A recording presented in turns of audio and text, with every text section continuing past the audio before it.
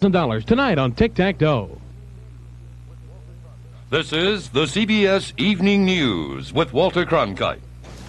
Good evening. The Soviet Union today invoked its 113th veto in the UN Security Council and thereby killed a tough resolution calling for the removal of Soviet troops in Afghanistan.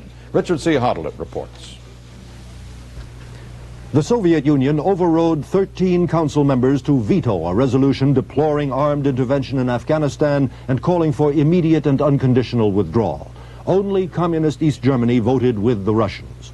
Soviet Ambassador Oleg Troyanovsky tried from the start to block debate and then to sell intervention as an act of friendly protection against imperialist aggression. The provision of the draft resolution on the withdrawal of foreign troops from Afghanistan is in essence aimed at undermining the security of the Afghanistan state and to open the way for the restoration in that country of the old regime which has been overthrown by the people. But he faced broader and stronger opposition than Moscow has ever met in the United Nations. A coalition of 51 members, large and small from all continents, Islamic nations, non-aligned developing states, hand in hand with Western powers and China, forced the debate and now intend to move beyond the Soviet veto, taking the issue to the General Assembly. The Assembly has no enforcement power, but it serves as a world forum to denounce Soviet intervention. This evening, the members of the Security Council are to meet behind closed doors on Iran. The Council last week set today as a deadline for release of the hostages. If Iran did not comply, as it has not, the Council was to meet today to adopt economic sanctions. Secretary General Waldheim reports this evening on his talks in Tehran last week. He returned with the belief that sanctions would not free the hostages, but might make things worse at a time of increased turmoil in Iran and in the region. Waldheim and members of the Council have urged the U.S. to go slow, and Washington today did not press for an open Council meeting. It seems prepared to give the Council at least several days for quiet study of the issue before taking the next step. Richard C. Hotlett, CBS News, United Nations. There are conflicting reports out of Afghanistan, some saying that Soviet forces now are in complete control of all major towns and highways, others saying that heavy fighting continues in key areas of the country, especially within a 100-mile radius of Kabul. Afghan rebels claim control of two towns in Langman province, just 50 miles from Kabul. As Marvin Kalb reports from the State Department, the Soviets appear to be digging in to stay. President Carter demanded last Friday evening that the Russians pull out of Afghanistan. There were an estimated 50 to 60,000 Soviet troops already there. Since then, the number seems to have grown to 85,000, and an additional 20 to 30,000 troops are massing just north of the Afghan border, ready to come in. From their deployment, it's clear to U.S. intelligence experts that the Russians intend to secure the major cities and the roads between them. At least 2 divisions in and around Kabul, 1 division between Herat and Shindand, elements of 2 airborne divisions, about 13,000 paratroopers from as far north as Moscow, spread out at Kandahar, Gardez, Jalalabad, and Mazar-e Sharif. In addition, the Russians have based about 30 MiG-21 and MiG-23 fighter planes at Bagram, another 15 Sukhoi 17s at Shindand. Spokesman Harding Carter acknowledged the Russians were snubbing the president's demand for Soviet withdrawal from Afghanistan. How did he describe the Soviet reaction? Contemptuous rejection, both by word and by deed, to the protests of scores of nations around the globe. The spokesman also projected a continuing increase in Soviet military strength in Afghanistan, the core of what may well become a permanent garrison, converting Afghanistan into a full-fledged Soviet satellite. Marvin Kalb, CBS News, the State Department. The Soviet intervention in Afghanistan has given added importance to a China connection with the United States. In Peking, U.S. Defense Secretary Brown discussed with Chinese officials what was termed the nature and seriousness of the incursion. Ike Pappas is there. Good morning. Secretary Brown met with defense and foreign ministry leaders for 7 hours, talking mainly about the question of sending arms to Pakistan as one way the Chinese could respond to the Soviet invasion of Afghanistan. CBS News has learned that while Brown has been in the early stages of his China visit, American officials in Washington have quietly sounded out Pakistani diplomats regarding the shipment of U.S. and Chinese weapons. Caution is being taken, however, not to give the public impression that China, Pakistan, and the United States are forming an alliance against the Soviet Union. According to defense officials, the Chinese would not mind projecting that impression because Pakistan is one of the few friendly nations China has left on or near its borders. Mongolia, to the north, is filled with Russian troops. To the south, the Chinese face Soviet-backed Vietnam and Vietnamese-dominated Laos. In the southwest, they border on India, already friendly with Moscow and still angry over its border war with China in the early 1960s. The Chinese are said to have told Brown the Afghanistan invasion represents another successful move by Moscow to surround China with enemies and isolate it from the world. They are encouraging the United States to stand firm in Iran and Afghanistan. The Chinese have already shipped hundreds of millions of dollars worth of arms to Pakistan and indicated they might be willing to do more. However, no real decisions can be made until after Brown meets with China's top leaders, Senior Vice Premier Deng Xiaoping and Communist Party Chairman Hua later this week. Ike Pappas, CBS News, Peking. The 65th day of the Iran crisis saw increased internal dissent against the rule of Ayatollah Khomeini. In Tabriz, tens of thousands of demonstrators brought the city to a virtual halt with a general strike. And they attacked and burned the headquarters of the Revolutionary Committee that is loyal to Khomeini. To the south of Tabriz in Kurdistan, the Governor General resigned in protest over the Tehran government's refusal to withdraw non-Kurdish security forces. There was a fourth straight day of fighting along the Persian Gulf coast near the Strait of Hormuz between Sunni and Shiite Muslims.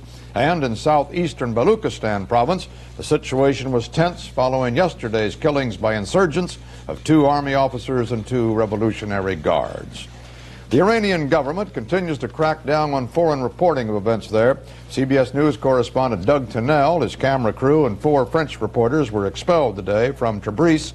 And in Tehran, NBC News was prevented from transmitting a report by satellite.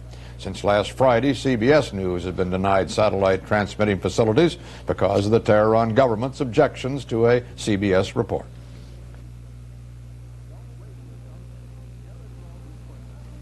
Don't wait for someday. Geritol is for now. I used to think I wasn't old enough for Geritol. Now I'm old enough to know better. I take a Geritol tablet every morning. That way I'm sure I'm getting enough iron and vitamins. And if she ever forgets her Geritol, I remind her. Geritol, America's #1 iron and vitamin supplement, with more than double the iron of any ordinary supplement and important vitamins. Don't wait for someday. Geritol is for now. Geritol every day. Information. Business is besieged by it. All kinds of equipment have been required to manage it. Until now. Now, with Wang's new integrated information system, one person very simply can perform data processing, word processing, high-speed image printing, and worldwide communication. If Wang can create all this today, who knows what the future holds? Wang, making the world more productive. The administration today announced a $2.25 billion federal program to buy grain ordered by the Soviet Union, but embargoed in retaliation for the Russian move on Afghanistan. But the decision to curtail shipments threw foreign markets into confusion today, with grain prices plummeting in Winnipeg and sell orders overwhelming buy orders in Tokyo. There was no such reaction in this country because federal regulators ordered trading on virtually all of the nation's grain markets shut down for the first 2 days of this week.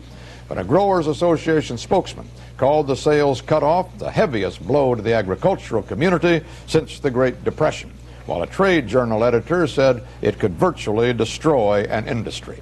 Today's announcement, as Jacqueline Adams reports, is aimed at countering that gloom. The administration decided to buy the 14 million metric tons of outstanding Soviet grain contracts to eliminate the threat of a market glut and to prevent the bankruptcy of any grain firm holding contracts.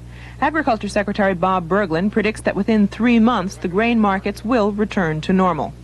I expect the markets will flutter when they open Wednesday. because there are still some persons that are unsure that these remedies will be effective.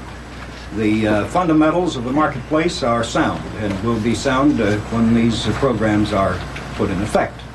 I predict that when the market is resumed Wednesday, the commodity markets resume, that prices are going to go down, and that will be devastating to farmers.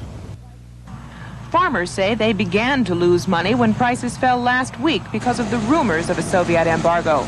They want guarantees to protect their incomes from even lower prices. I can't buy a tractor, I can't buy a car.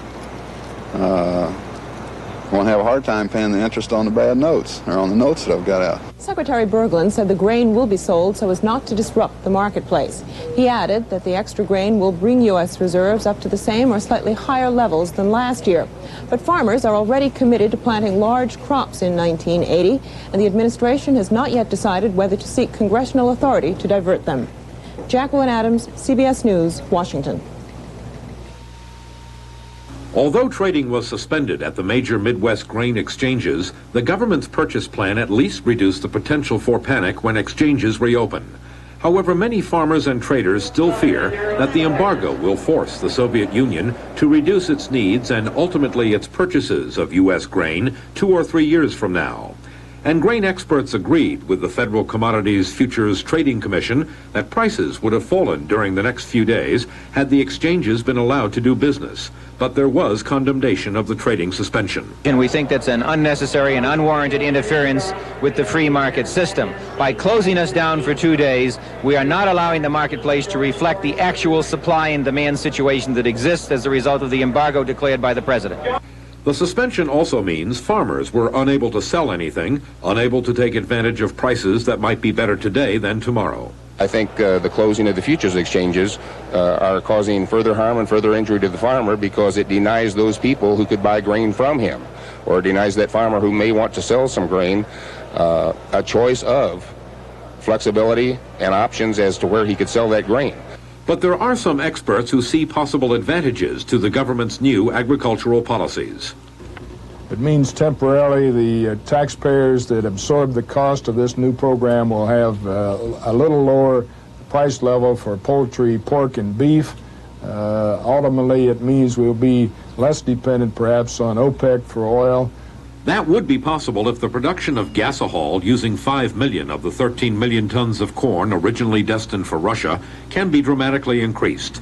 But experts say there are not enough plants capable of producing the government's goal of 500 million gallons of gasohol this year. The exchanges are scheduled to resume trading on Wednesday, but if they are not allowed to reopen, officials in Chicago say they are ready to go to court against the commission. Chris Kelly, CBS News, Chicago.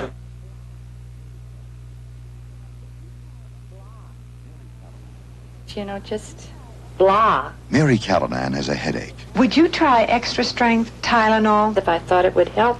Compare the levels of medicine in the leading regular and extra ingredient pain relievers. Extra strength Tylenol has more medicine. It's gone, it's gone.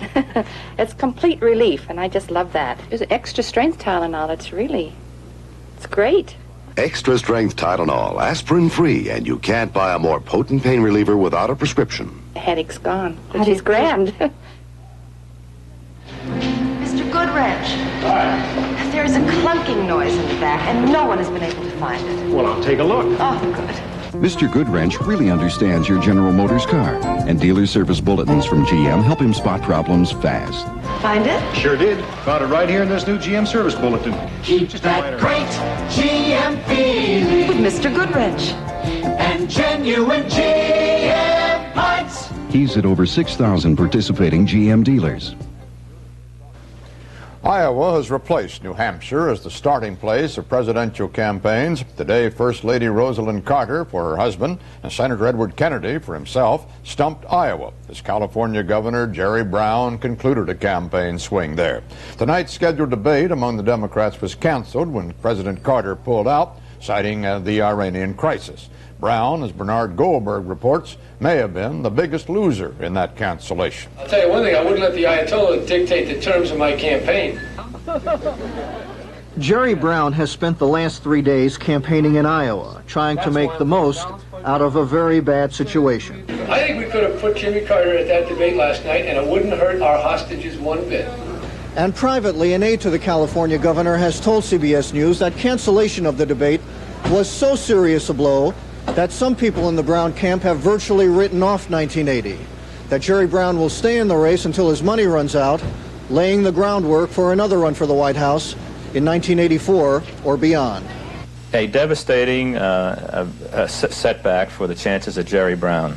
Mervyn Field, a longtime California pollster and political analyst. In an impromptu speaking situation, he's very effective and much more effective, I think, than either Kennedy or Carter. What he needed to win was media attention. That media attention would have gotten him enough supporters, it would have gotten him enough money to mount a more effective campaign.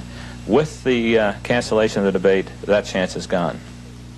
And his standing in the polls continues to take the path of Skylab. Nationwide polls by the Los Angeles Times show Brown dropping consistently since May in a race with President Carter and Senator Kennedy. Brown standing in May 17%, last month 7%.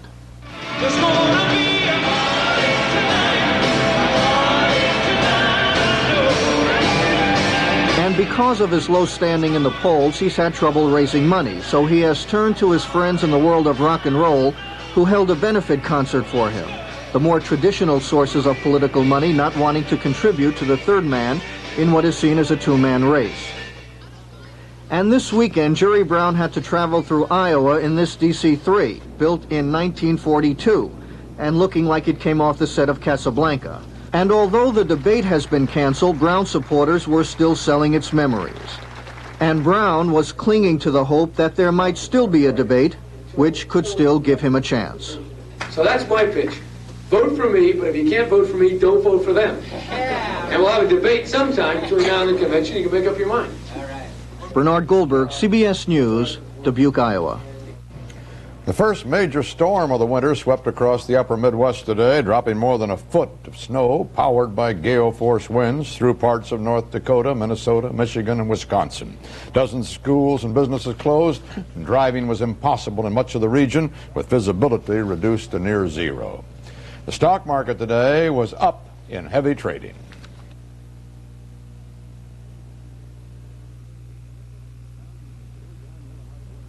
America, now you can turn down your hot water heaters to 120 degrees, save money, and still get clean dishes. KitchenAid introduces a new energy-saving dishwasher, the only dishwasher that heats its own hot water in every complete cycle. The new KitchenAid can save money on your total hot water bill, and at an energy-saving 120 degrees, no other dishwasher gets dishes as clean as KitchenAid. KitchenAid, because it's worth it, now more than ever. Climbing a tall building is no picnic, so I wouldn't suggest you try it. But climbing just about anything takes a lot of training and a lot of good, honest nutrition. Like this, Dannon yogurt. Dannon's chock full of good things, like protein, B vitamins, and those terrific active cultures. Of course, Dannon's just one of my secrets to successful climbing. There's another secret, and it's very simple. Don't look down. All natural Dannon yogurt. Now more than ever, it's the right thing to eat. Israeli Prime Minister Begin traveled to Egypt today for his 5th summit with President Sadat since the peace treaty signing last March. But the peace between their two countries was overshadowed by the whirlwind events in the region. There also was discussion at the summit over the extent and nature of Egyptian facilities being offered to the U.S. Air Force. In Tel Aviv today, CBS News was told that the United States already was operating spy planes from an Egyptian base. At the Aswan summit is correspondent Doug Sefton. Prime Minister Begin's arrival on this sunny day was clouded by the controversy over whether the United States was going to have use of a major air base in Egypt. It was not apparent during welcoming ceremonies, but the rumors circulating were that Israel was annoyed at not being consulted beforehand, or that Israel was annoyed because it would like an American base on its own territory, or finally, that the story was leaked in Israel by opponents of Begin in order to embarrass him. But Egyptian Defense Minister Hassan Ali told a horde of newsmen that no agreement on a base had been decided. General Ali conceded that Egypt had agreed to provide facilities for an American military presence, presumably Air Force and Navy, for any operation involving the Middle East. But this would not be a military base as such, meaning not under American sovereignty. Begin, meanwhile, retired to a hotel on an island in the Nile. There he is said to have prepared for his evening meeting with President Sadat. An Israeli source said Begin planned to concentrate on discussion of the situations in Iran and Afghanistan. Palestinian autonomy on the West Bank and the fate of East Jerusalem were to be put aside, despite the approach of a May deadline for an agreement on these problems. President Sadat has hinted privately that he may have the answer to the Palestinian problem, which seems so insoluble. But it appears that the more immediate crises in Iran and Afghanistan will take precedence, at least for now. Doug Sefton, CBS News, Aswan. The political obituaries for Indira Gandhi have proven to be premature. She scored a dramatic political comeback today when the party that ousted her in elections 3 years ago conceded defeat. This clears the way for her to assume once again the role of Prime Minister of the world's most populous democracy. Peter Collins reports from New Delhi. Final results will not be in for another day, but returns from all over India show that Mrs. Gandhi is leading a mass of unknown politicians from her Congress party into Parliament, almost certainly enough to give her an absolute majority and what could be a 5-year hold on power. Commentators here are attributing her party's victory entirely to Mrs. Gandhi's personal appeal, and in an interview she seemed to agree. I don't believe in words like triumph, but certainly I worked very hard, and the majority of the people have voted for Indira Gandhi. Mrs. Gandhi promises a strong government to replace the unstable coalition she has now driven into defeat. Her first steps are likely to be a crackdown on violence and crime. During her previous decade in power, Mrs. Gandhi often aligned her foreign policy with Moscow. She said today she is neither pro-Soviet nor anti-American. But she suggested the Soviet intervention in Afghanistan was in reaction to American meddling. They should have thought of this a long time ago. What do you mean? Whatever is happening here is a lot of it is a result of their policies and their interference. It's not an excuse for the Soviets by any means. But nevertheless, the Soviet action cannot be seen in isolation. Mrs. Gandhi will object strongly to President Carter's plans to sell weapons to Pakistan. So her victory is sure to complicate American relations with India.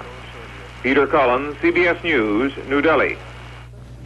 It took an unprecedented 155 ballots before the UN General Assembly could agree on the 15th member of the Security Council.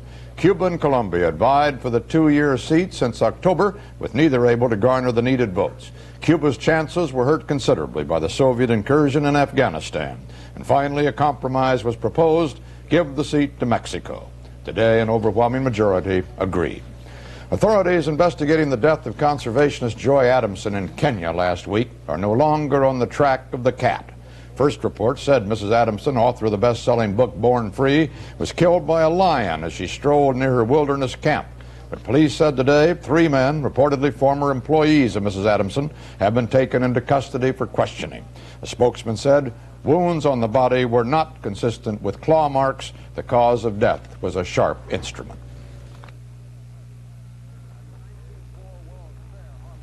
At the 1904 World's Fair, Harvey Firestone received a gold medal for his tire. But to Harvey, the real proof that he was building a good tire was people were buying it. Just about every car on the fairground was riding on Firestone. Today, the Firestone 721 is being proved the same way. American drivers have bought over 20 million 721s. You know, Harvey always said, give people a good product, and they'll buy it. A denture cleanser can clean those stains? I don't believe it. Polident's new penetrating formula can. It's really improved. Well, how improved can it be? Watch. We baked 4 food stains onto this half of new denture material. Hey, that is tough. So is new improved Polident. Its penetrating formula cleans even tough stains better than ever. Okay. Which side was stained? I can't tell. Unbelievable. Even in between. Try new Polident. Improve to clean stains better. Well, there was no sign today that the fever in the gold market would abate soon. Prices in London wound up at $633.50 an ounce, up $38 since Friday. The Supreme Court, in its first session of the new year, today let stand a ruling that public schools may fire teachers who refuse to teach the Pledge of Allegiance and patriotic songs. By a vote of 8-1, the justices refused to hear the appeal of a discharged Chicago teacher who contended this conflicted with her religious beliefs. The court also heard arguments today on a case challenging the three-time loser concept of sentencing. Fred Graham has more on that story. What was the total amount involved in all three of the crimes that you were convicted of? About $211 something, I believe. And what was your punishment for that? Life. A mandatory life sentence. Bill Rummel is a convict, 37 years old, sentenced to prison for life by the state of Texas. He works as a prison boiler room mechanic with convicted rapists, murderers, and stick-up men who are also serving life terms. What did Bill Rummel do to receive a life sentence? Well, in 1964, he used someone else's credit card to buy goods worth $80. In 1969, he forged a check for $28. And finally, he accepted $120 to fix an air conditioner, which he failed to fix. That was his third felony, and under a century-old Texas law, that meant a mandatory life sentence. When the law states that William Rummel is to receive a life sentence with no mitigating circumstances taken into consideration, there is no consideration for the individual that is Bill Rummel. Either the lightness of the offense or the gravity of the offense. Just to apply a blanket cover over a certain class, I think is wrong. The Supreme Court has never been willing to hold that a prison term, no matter how long, is so harsh compared to the offense that it is unconstitutional as cruel and unusual punishment. But the court has finally agreed to rule on that issue in Bill Rummel's case. I'm just an average man, 37 years old now. Been locked up 7 years, that would like to be out before I die. If Bill Rummel wins his case, it will be more than a landmark decision in American constitutional law. It will mean that other prisoners across the United States will have a chance for freedom if they can show that their sentences are so unfair as to amount to cruel and unusual punishment. Fred Graham, CBS News at the State Prison Farm, Angleton, Texas. And that's the way it is. Monday, January 7th, 1980. This is Walter Cronkite, CBS News. Good night. Hey, Vic Sinex long acting's amazing. Lasted you through the days plowing. More than that. Got me breathing more like my old self again. Vic Sinex long-acting nasal spray not only lasts up to 10 hours, but clinical tests show it's so effective it can have you breathing like your old self again. Amazing! Sinex lasted you through the long haul. Oh, more than that. Got me breathing more like my old self again. Vic Sinex is long-acting. More than that, it can have you breathing like your old self again. Look! My grandmother's coffee grinder. She had a country-born secret for delicious coffee. Add grain to smooth away bitterness. Come see what else I found. Mellow Roast Instant. They know your grandmother's secret. Only Mellow Roast is a blend of rich coffees and roasted grain that smooths away bitterness for delicious, full-flavored coffee taste. Grandma would have loved Mellow Roast. Mellow Roast coffee and grain beverage. No bitterness. Just delicious, full-flavored coffee taste. This has been the CBS Evening News with Walter Cronkite.